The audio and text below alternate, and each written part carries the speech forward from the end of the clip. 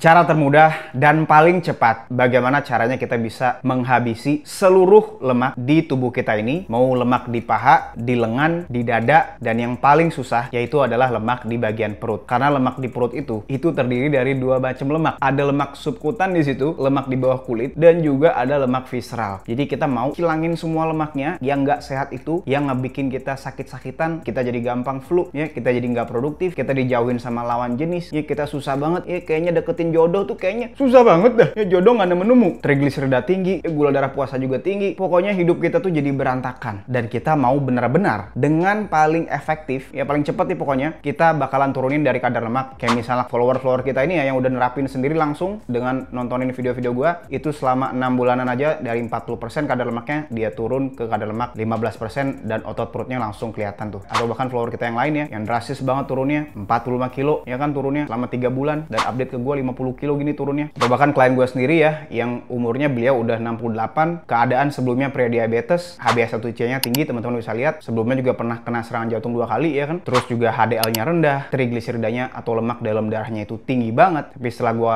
bimbing langsung, itu semuanya jadi normal. Gula darah normal, HbA1c normal ya, trigliseridanya nurun, HDL-nya tuh naik, dan kadar lemaknya tuh langsung menurun ke kadar lemak di bawah 20% ya. Otot perutnya mulai kelihatan, dan juga otot-otot lain juga di bahu, di tangan itu semakin jelas ototnya. Dan tenaganya itu beliau bisa langsung bilang sendiri ya, balik lagi seperti zaman mahasiswa di chat ini ya. Atau bahkan klien gue yang lain yang dia nggak pernah ngelihat six pack abs-nya, yang umurnya beliau 40-an ya, sekarang selama 4 bulanan aja gue bimbing itu turun ke kadar lemak 15%, otot perutnya langsung mulai jelas, urat-uratnya mulai kelihatan gitu ya. Karena apa? Karena kadar lemaknya menurun dengan paling efektif dan paling cepat. Teman-teman lakuin 10 aturan yang gue bakalan sharing ini, teman-teman bakalan mengalami dalam seminggu aja. Teman-teman lakuin penurunan berat badan 3-5 kg dan juga lingkar perut 3-5 cm. Badan jadi semakin ringan, kita semakin sehat, dan kita jadi semakin produktif, kita jadi semakin menarik ya kan. Jadi kita enteng jodoh nih ke depannya, harapannya ya. Gimana aturannya? Kita langsung bahas aja satu persatu. Nah, sebelum kita ke aturan, teman-teman harus pahamin dulu. Kalau misalnya kita mau nurunin berat badan, terutama kadar lemak ya, dan kita mau di saat yang bersamaan juga kita mau naikin massa ototnya supaya kita nanti semakin cepat lagi penurunan kadar lemaknya ya. Karena kalau kita punya otot, buat teman-teman nggak tahu ya, kita bakalan naikin BMR kita atau settingan pabrik di badan kita ini. Karena kalau kita mau turunin kadar lemak, kita tuh wajib berada di dalam keadaan kalori defisit, yang artinya kita mengeluarkan energi lebih banyak dibandingkan dengan kita memasukkan energi ya, yaitu dari makanan. Variabel pengeluaran energi ini itu ada 4 variabelnya Pak. Jadi apa aja nih? Nah, teman-teman bisa lihat ada yang namanya TDEE ya. Bahasa Inggrisnya adalah Total Daily Energy Expenditure. Bahasa Indonesia adalah total pengeluaran energi kita sehari-hari Pak. Jadi ada 4 di situ. Ada BMR.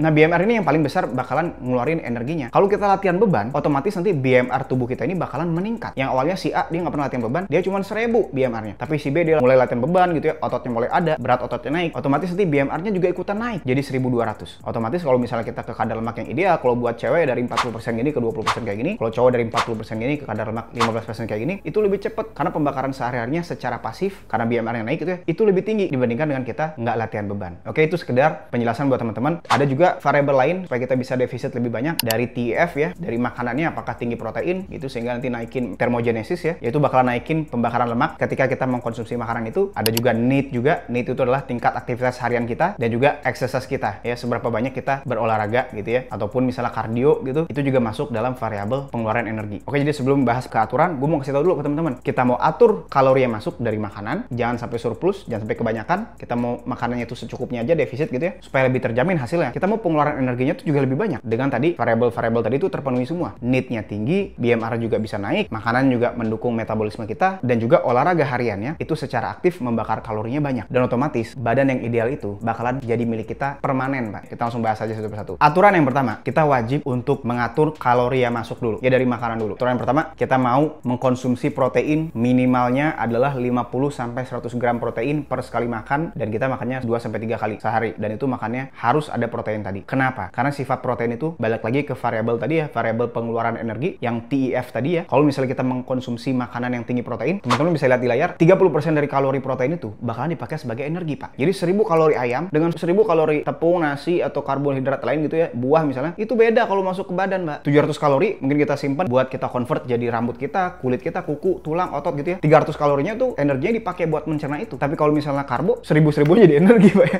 Jadi lemak biasanya kalau kebanyakan. Karena kalau teman-teman nggak tahu, simpanan karbohidrat tuh di badan sedikit Pak. Tapi simpanan lemak itu ratusan ribu Pak, berkilo-kilo. Kalau karbohidrat simpannya sedikit. Apalagi kita nggak pernah latihan beban, simpanan karbohidratnya semakin sedikit. Jadi makan karbonya dikit, udah langsung langsung naik lemaknya karena kita nggak latihan beban ya. Jadi aturan yang pertama, proteinnya harus cukup 50-100 gram protein di sekali kita makan, dan kita makan 2-3 kali. Itu yang pertama, protein harus cukup. Aturan yang kedua, kita nggak mau karbohidratnya kebanyakan. Kita batasin aja 20-50 gram aja per hari. Atau kalau mau hasil lebih terjamin, nggak usah pakai karbo. Dan yang ketiga, kita mau mengkonsumsi lemaknya juga sebagai substitusi energi supaya nanti kita nggak kurangin karbo, nanti kita malah lemes. Dan lemak itu bakalan membantu mengirim sinyal kenyang, sama halnya kayak protein. Tapi kalau karbohidrat itu tidak akan mengirimkan sinyal kenyang. Yang ada malah begah perutnya, sakit perut ya, begah kalau kebanyakan makan karbo. Dan jangan lupa juga di makanan kita wajib untuk kasih garam atau elektrolit. Karena biasa kalau kita diet rendah karbohidrat dan tinggi protein, kita bakalan nanti cairan di tubuh bakalan berkurang dulu awal-awal ya, berat airnya turun sedikit, dan kita wajib untuk bantuin dengan air elektrolit atau misalnya kita garamin makanan kita supaya kita nggak pusing, lemes ataupun keliangan atau bahkan masuk UGD misalnya. Itu biasanya orang-orang diet itu nggak merhatiin kalorinya, nggak merhatiin lemaknya, nggak merhatiin proteinnya, nggak merhatiin elektrolit, itu jadi lemes sampai butuh infus di UGD karena di infus itu kan ada sodium juga ya. Jadi kita mau perhatiin tuh. Oke, jadi itu aturan kedua, kita wajib kontrol karbonya dan juga kita kontrol juga lemak termasuk juga elektrolit kita. Itu yang kedua ya, dari makanan ya. Nah, aturan yang ketiga, tadi makanan kita udah. Sekarang kita mau bahas aturan yang ketiga, yaitu dari pengeluaran energinya. Oke, kaitannya sama BMR tadi, kita wajib untuk menerapin latihan beban. Kalau misalnya teman-teman banyak banget yang komen misalnya ya di video gue yang ini misalnya, kalau latihan beban apakah kita bisa semakin gendut nanti? Tergantung dari pola makannya. Ya kalau misalnya pola makannya kita kalori defisit, kita tidak akan bisa gendut. Ya latihan bebannya justru nanti membantu kalori defisitnya. Tapi kalau kita misalnya latihan beban, makannya masih kebanyakan, jadi kalori surplus ya, itu pasti kita makin gendut, Pak. Makin gede, makin naik kadar lemaknya. Jadi aturan ketiga, kita mau nerapin latihan beban 3 kali sampai 5 kali seminggu. Latihannya boleh di rumah atau boleh di gym. Kalau di gym nih contohnya gue kasih program ya. Latihan 3 hari kayak gini, atau 4 hari kayak gini, atau 5 hari kayak gini ya. Atau misalnya teman-teman bingung latihannya gimana gerakannya, teman-teman bisa tonton video gue yang ini ya untuk latihan pemula. Jadi gitu ya. Aturan ketiga, kita wajib nerapin latihan beban mau di rumah ataupun di tempat gym. Idealnya sih tempat gym yang dekat sama rumah, oke? Atau misalnya kalau udah ada alat di rumah itu lebih bagus lagi tuh. Tapi biasanya kekurangannya kalau di rumah itu alatnya sedikit. Jadi latihannya nggak lengkap. Nah, aturan yang keempat, tadi BMR kita udah naikin tuh ya kan dengan latihan beban ya, dengan naikin otot. Kita mau naikin NEAT-nya, Pak. NEAT itu tingkat aktivitas harian. Itu dengan apa? Yaitu dengan ngakuin jalan kaki. Kita mau setiap harinya, mau libur, mau kerja, mau hari apapun, kita mau jalan kaki 8.000 sampai 10.000 langkah. Itu kira-kira 8 kilometeran. Oke, teman-teman bisa lakuin di pagi, di siang, sore, malam gitu ya. Jalan kakinya nggak usah sampai lari, itu nggak perlu. Jalan kaki biasa sampai jalan kaki cepat aja. Yang penting kita bisa mengukur juga jumlah langkah kakinya dengan aplikasi pengukur langkah di HP ataupun di jam tangan kita ya. Kalau gua biasa pakai ini ya. Jadi itu bakalan ngasih informasi ke kita kalau kita itu sebenarnya langkahnya udah banyak ya, atau misalnya langkahnya masih kurang nih. Kalau misalnya kurang, otomatis hasilnya juga pasti ya nggak maksimal. Tapi kalau langkahnya sudah sesuai 8.000 atau bahkan 10.000 gitu ya, itu pasti kita turunnya lebih cepat. Nah, yang kelima, kita mau naikin exercise activity thermogenesisnya. Yaitu dari mana? Yaitu dari olahraga setiap harinya yang formal ya, dari cardio di treadmill. Kita bisa setting kecepatannya berapa, kita mau setting juga incline-nya berapa, durasinya berapa. Tapi biasanya kesalahan yang utama, teman-teman nggak merhatikan heart rate-nya, detak jantungnya. Karena itu yang bakalan memberitahukan kita bakarnya pakai gula atau pakai lemak nih. Dan yang kita mau adalah sebagian besar pakai lemak. Karena kalau kita pakai gula, kita bakalan lapar karbo. Kita habis itu malah susah dietnya. Karena pengen yang manis-manis. Karena gula di badan itu dihabisin semua buat ngelakuin kardio itu. Yang kelima, kita mau ngelakuin kardio yang low intensity, steady state cardio. Contohnya dengan treadmill, tapi jangan ketinggian juga speednya dan juga tanjakannya ketinggian sampai heart rate-nya melebihi dari 80% dari total maksimum detak jantung kita. Nah, itu yang kelima ya, aturan kelima. Nah, aturan yang keenam, tadi TDI kita udah atur semua ya, termasuk juga yang TEF yang dari pengaruh makanan itu kita udah atur juga di aturan pertama. Nah, aturan yang keenam ini penting banget karena apa? Karena ini bakalan membuat kita balik lagi ke berat badan yang awal, atau kita jadikan ini sebagai ibaratnya alat pembantu kita untuk kita istirahat dulu, kita reflect dulu ke progres kita ya, kita ngaca dulu, oh ternyata kita sampai sini segala macam ya kan. Yaitu apa? Aturan keenam, kita wajib untuk mengatur cheat meal yang strategis. Artinya nanti ya, ke depannya teman-teman pasti saat ini lagi semangat, tapi nanti ke depannya kita pasti ada waktu di mana kita lagi sibuk, atau waktu kita misalnya lagi nggak bisa konsisten karena kita misalnya lagi ada acara keluarga gitu ya, atau misalnya acara sama yang lain, teman-teman atau yang lain. Kita mau ngasih satu waktu untuk cheating. Artinya apa? Artinya kita boleh makan apapun yang lagi ada gitu ya, tapi kita mau batasin karbohidratnya. Oke, jadi cheatingnya tuh terkontrol, strategis juga, dan kita nggak mau seminggu 3 kali cheatingnya. Kalau bisa kita cheatingnya itu 2 minggu sekali. Nah, aturan ketujuh, ini penting banget buat teman-teman yang gua tahu. Teman-teman tuh obesitas salah satunya karena sering ngelakuin ini. Aturan ketujuh, kita wajib untuk stop dulu nyemil-nyemil. Mau nyemil apapun, mau dari yang makanan-makanan manis, ciki-cikian, junk food, tepung, roti, mie, apapun, kita nggak mau nyemil itu semua. Kalau misalnya kita nyemil, kita harus ganti mindsetnya. Pada saat kita pengen nyemil ya, kita tahan aja laparnya. Biarin badan kita ini menggunakan lemak di tubuh kita sendiri sebagai energi ya, biar progres kita semakin bagus tiap minggunya. Kita minumin air aja, oke? Karena kadang-kadang kita tuh cuma lapar mata doang, tapi sebenarnya kita nggak lapar. Nah, kalau misalnya teman-teman masih lapar, tetap lapar, berarti tandanya antara teman-teman itu di makanan besar yang pertama itu masih kurang proteinnya. Atau sekalian aja daripada kita nyemil, kita langsung makan aja makanan yang kedua, makan besar, oke? Kita langsung makan protein yang cukup. Seperti aturan yang pertama. Oke, jadi itu aturan 7, kita mulai stop dulu nyemil-nyemilnya. Oke, kalau mau nyemil yang manis ataupun yang teman-teman pengen, itu pada saat cheating aja, yang 2 minggu sekali. Nah, aturan ke-8, ini penting banget. Kenapa? Kalau misalnya kita skip aturan ini, kita nggak tahu sebenarnya kita tuh di mana progresnya. Apakah kita bagus, apakah kita jelek, apakah kita stuck, nggak tahu kita. Yaitu apa? Kita wajib untuk melakukan asesmen pribadi juga. Kita mau ngukur berat badan dan juga lingkar perut di pagi hari setelah buang air kecil dan juga buang air besar. Dia juga minim pakaian,